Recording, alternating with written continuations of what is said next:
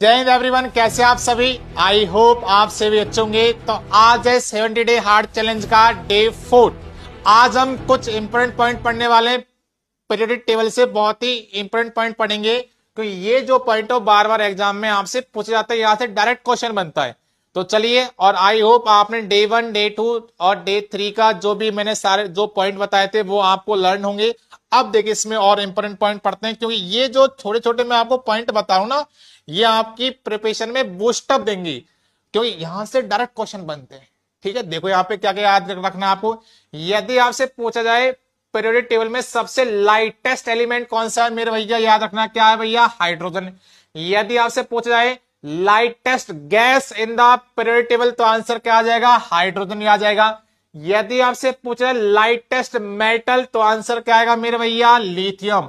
और यदि आपसे पूछा जाए लाइटेस्ट नोबल गैस, तो आंसर क्या आएगा मेरे भैया, हीलियम।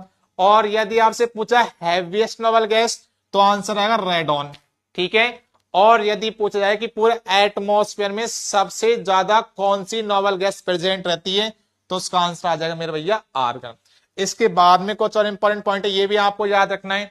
यदि आपसे पूछा जाए पूरी पीरियोडिक टेबल में सबसे ज्यादा electronegative element, that means most electronegative element कौन सा होता है, वो होता है मेरे भैया फ्लोरीन।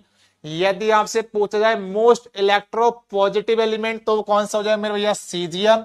और यदि पूछे हमारी अर्थ पे सबसे ज्यादा कौन सा मेटल पाया जाता है, एल्यूमिनियम। और एल्यूमिनियम के बाद में कौन सा पाया जाता है, तो मेरे भैया याद रखना, आयरन। तो ये सारे पॉइंट आपको याद कर लेने। डेली एक एक शॉर्ट्स में हम क्या करेंगे, इंफॉर्मेशन वाली वीडियो आएंगी, जो कि आपकी प्रिपरेशन में थोड़ा सा रिवीजन की तरह हेल्प करेंगी।